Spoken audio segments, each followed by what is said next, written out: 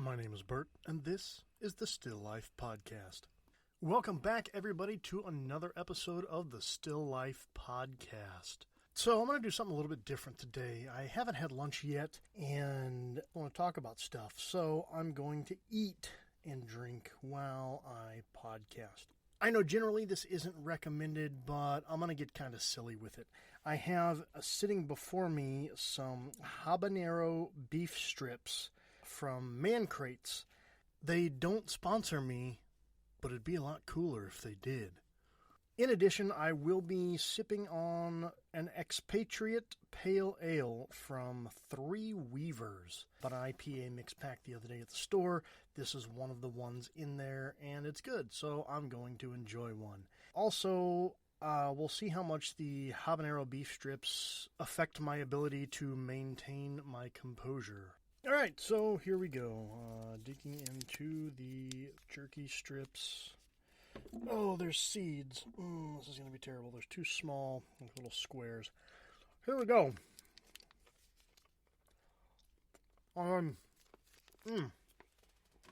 So, they're really good. A lot of flavor. Pretty tender for being as dense as they are. Sweet, smoky, salty. All the things I like in jerky. So really there's not a ton of spice here. Well, not up front anyway. I'm getting a little bit of heat on like my tongue, back of my mouth. So, alright. There we go. Wash down a little swig of beer here. Alright, let's begin. So, I've had something that's been on my mind for a couple days that I wanted to talk about today. Something that comes to mind pretty frequently, actually, and I believe it's something that's really important to everyone. So, we live in a world of instant gratification and consumerism in every facet of our lives. We're constantly consuming, whether it's conversations, TV, internet, Facebook, Instagram, whatever social media. We're eating, we're drinking, we're shopping, buying clothes, buying beds, buying furniture, electronics, whatever it is, music. We are consuming everything. But really, with all of the consuming that we do, are we also doing our part to contribute? And taking this down to a much smaller scale, when we consume, whether it's a conversation or interaction with someone else or with a group, are we also doing our part to contribute so that others may consume as well? We've been taught as consumers in a retail space, the what's in it for me. Well, if I consume or if I purchase your product or, listen to what you have to say, what do I get out of it?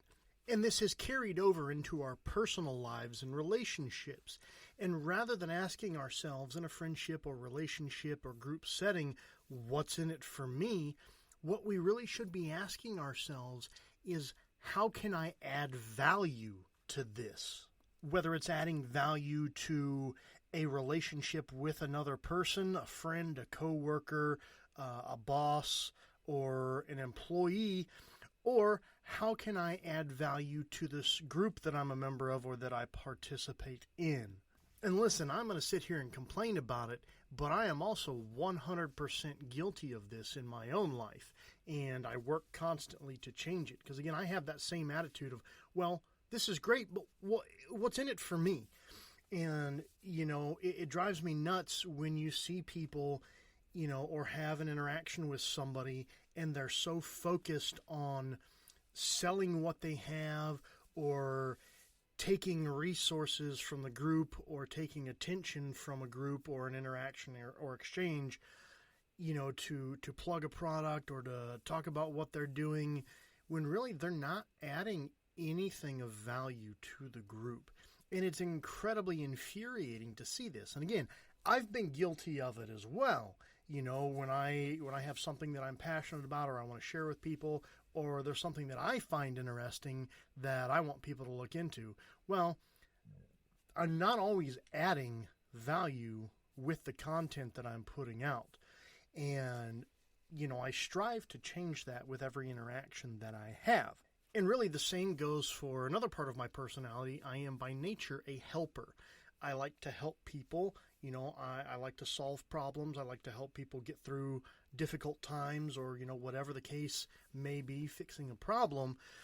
But people don't always need or want my help. So a lot of times I'm offering advice or suggestions completely unsolicited.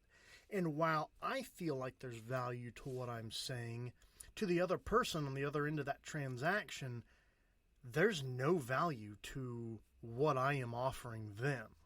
So in terms of communication, value is a two-way street. You want to be receiving value from the person you're communicating with, and vice versa. You want to contribute or add something of value to what you are giving the other person. It is a mutually beneficial communication, exchange, or transaction. Now, value doesn't always come from putting things out there.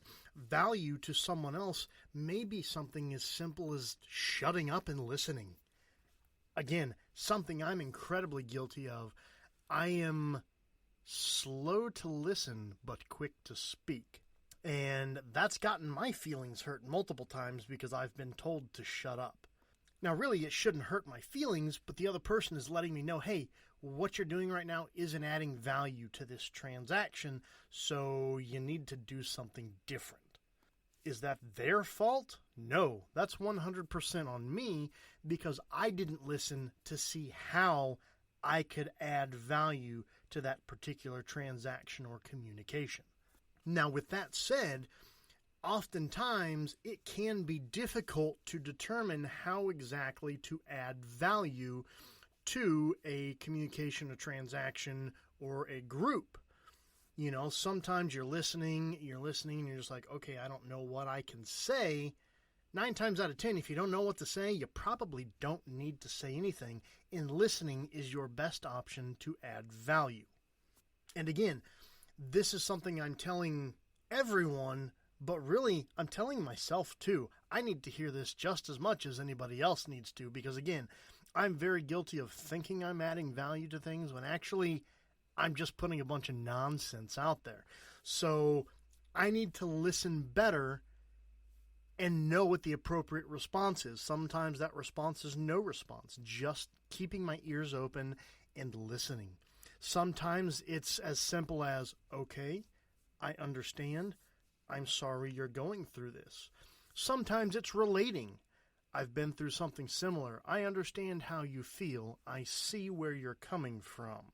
And sometimes it's sharing a story of your own experience dealing with the issue, or simply just offering to help in some way, shape, or form.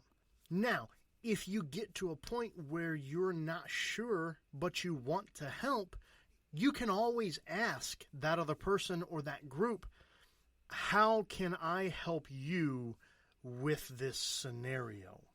And sometimes you'll be met with a, well, I need help like this, or you can help me like this, or in this way. And sometimes it's, I don't know. And that's perfectly acceptable. But again, in a world of short attention spans, sometimes we really have to push ourselves to close our mouths, open our ears, and just take in the information, and then decide what course of action is best for us to add value to the transaction. So it's as simple as internalizing this. Okay, I need to not talk. I need to slow down. I need to take in this information, process it, figure out what my response, if any response, is going to be, and then proceed with caution.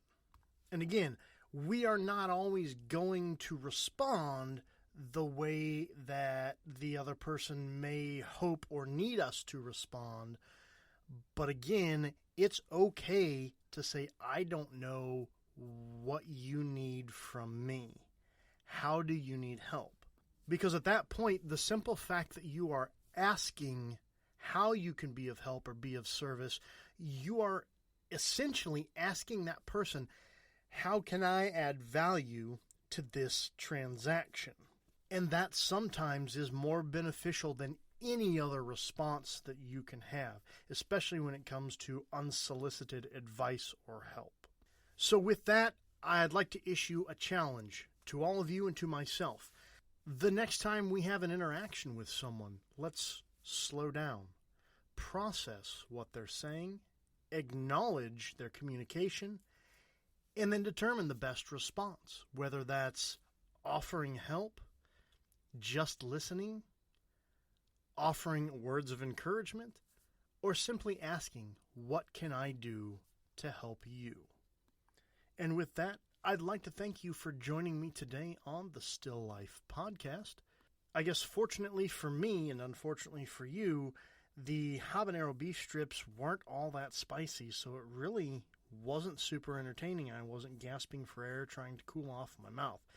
They were, however, quite tasty.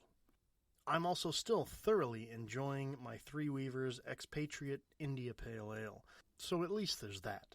As always, for questions, comments, topic ideas, or suggestions, or if you're interested in becoming a sponsor of the Still Life podcast, you can reach us, thestilllifepodcast@gmail.com. That's thestilllifepodcast@gmail.com. Thanks again for joining me today on the Still Life podcast, and we'll talk again soon.